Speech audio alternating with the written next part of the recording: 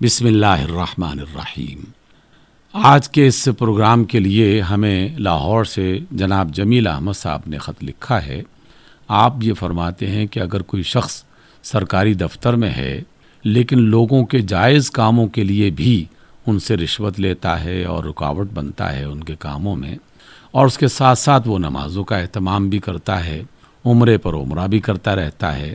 اور وہ اپنے تئیں یہ سمجھتا ہے کہ میں بہت اچھے کام کر رہا ہوں، جبکہ اللہ کے بندوں کے کاموں میں وہ رکاوٹ بھی بنتا ہے اور مشکلیں بھی پیدا کرتا ہے، ایسے فرد کے لیے اسلام کیا کہتا ہے؟ جناب جمیل احمد صاحب، حقیقت میں شیطان کی یہ وہ چال ہے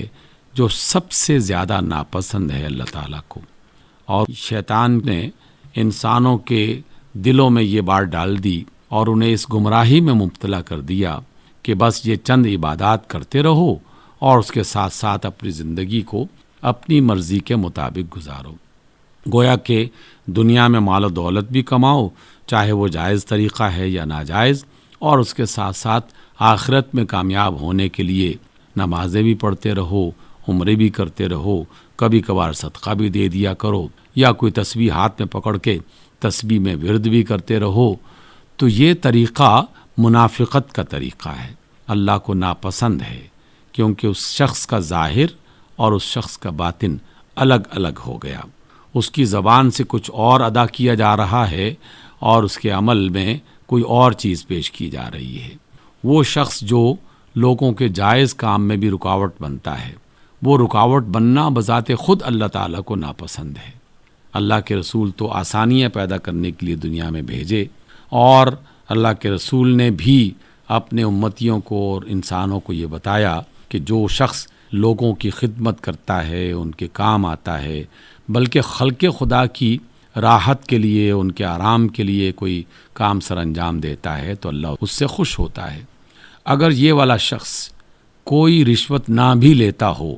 لیکن لوگوں کے کام میں رکاوٹ پیدا کرتا رہے، تاخیر پر تاخیر کرتا رہے، ان کو ان کا حق بر وقت نہ دیا جائے، آسان طریقے سے نہ دیا جائے، انہیں اذیت دے کر پھر ان کا حق بمشکل ان تک پہنچایا جائے، تو ایسا شخص تو ویسے ہی اللہ کو ناپسند ہے۔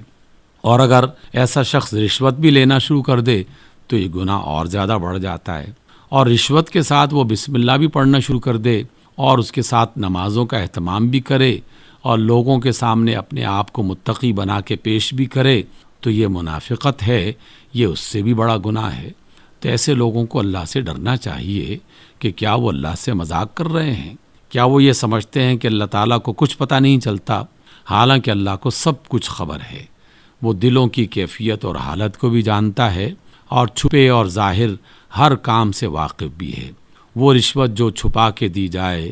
وہ کام جو بالکل نظروں سے اوجھل ہو کر لوگوں سے کیے جائیں اور ان کے کام میں رکاوٹ بناتے ہوئے یا کسی پر زیادتی کرنے کے لیے کوئی غلط راستہ اختیار کیا جائے، ممکن ہے لوگوں کو پتہ نہ چلے، لیکن اللہ کے بارے میں تو یہ ہمارا ایمان ہے کہ اسے تو ہر حال میں اور ہر چیز کا پتہ ہے، اور وہ سمیع و خبیر ہے کہ وہ سننے والا، دیکھنے والا، علم والا، خبر والا، ہر چیز اس کی صفت میں شامل ہے۔ دنیا میں کوئی کونا گوشہ ایسا نہیں ہے کہ جہاں کوئی کام کیا جائے اور اللہ تعالیٰ کو اس کا علم نہ ہو۔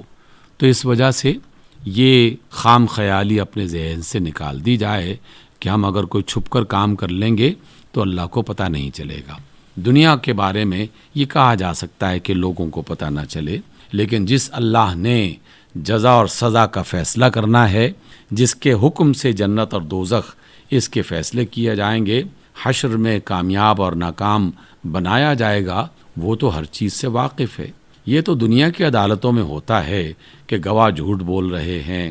یا جج رشوت لے رہا ہے، یا وکیل غلط بیانی کر رہا ہے، یا مدعی اس نے تہمت لگا کے اپنا کام چلا دیا، یا کوئی اور واسطہ وسیلہ بنا کے اس نے کسی کی زمین پر قبضہ کر لیا، کسی کا مال ہتھیا لیا۔ یہ تو دنیا کی عدالتوں میں ہوتا ہے، اللہ کی عدالت میں ایسا نہیں ہوتا۔ اس وجہ سے منافقت کی اس روش کو چھوڑنا چاہیے۔ جو شخص اللہ کو مانتا ہے، اس کے رسول کو مانتا ہے، تو قرآن و رسول یہ بتاتے ہیں کہ اللہ تعالیٰ ظاہر اور باطن سے پورے طریقے سے واقف ہے، اور خصوصاً ایسے کام سے ہر صورت میں گریز کرنا چاہیے جس کام سے اللہ کی کسی مخلوق کو تکلیف پہنچتی ہو۔ ان کے جائز کام کھل کر کرنے چاہیے، انہیں آسان بنانا چاہیے۔ ایک اچھے انسان کی یہ عادت ہوتی ہے اور ایک اچھے مسلمان کی تو یہ عادت لازماً ہونی چاہیے۔ اگر کوئی شخص ایسا نہیں کر رہا تو انہیں اس بات کے لیے تیار رہنا چاہیے کہ اللہ تعالیٰ رحیم و مہربان تو ہے، لیکن اللہ تعالیٰ ظالموں کے لیے سخت بھی ہے، وہ قہار اور جبار بھی ہے، وہ سزا دیتا بھی ہے، رسوا کرتا بھی ہے، ہاں کبھی کبھار ڈھیل دے دیتا ہے، اور انسان یہ گمان کرنے لگتے ہیں کہ جناب میرے کسی غلطی پر مجھے کوئی سزا نہیں مل رہی، اس کا مطلب یہ ہے کہ میں اس سزا سے بچ گیا ہوں۔ حالانکہ ایسا نہیں ہے۔ دنیا میں اللہ تعالیٰ مہلت دیتا ہے تاکہ انسان توبہ کر لے، اپنی غلطی کا اسے احساس ہو جائے۔ اس لیے جب بھی کوئی شخص کسی ایسے کام پر، کسی ایسے منصب پر، کسی ایسے دفتر میں بیٹھا ہو جہاں لوگوں کے کام ہوتے ہیں اور لوگ وہاں پر اپنے کام کروانے کے لیے مجبور ہیں، ایک طریقہ کار ہے، ایک نظام کا حصہ ہے، تو اس کرسی پر بیٹھنے والا فرد اسے لوگوں کے لیے آسانیاں بنانا چاہیے۔ دنیا کے لیے جو لوگ آسانیاں پیدا کرے گا، اللہ تعالیٰ اس شخص کے لیے آسانیاں بنانا شروع کر دے گا۔ لیکن جو لوگ دنیا میں لوگوں کے لیے مشکلات پیدا کرتے ہیں، اللہ تعالیٰ انہیں کسی نہ کسی طریقے سے ضرور سزا دیتا ہے، اور اکثر یہ سزا دنیا میں ہی مل جاتی ہے۔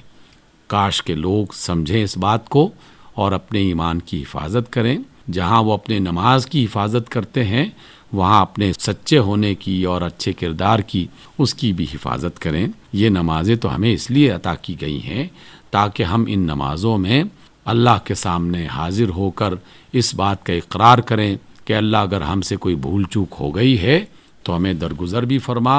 اور معاف بھی فرما اور صراط مستقیم پر بھی چلا۔ تو جب کوئی شخص 5 مرتبہ اللہ کے حضور کئی مرتبہ سر جھکا کے، کئی بار رکوع کر کے، کئی بار سجدے کر کے اس بات کی دعا بھی کرتا ہے، اقرار بھی کرتا ہے،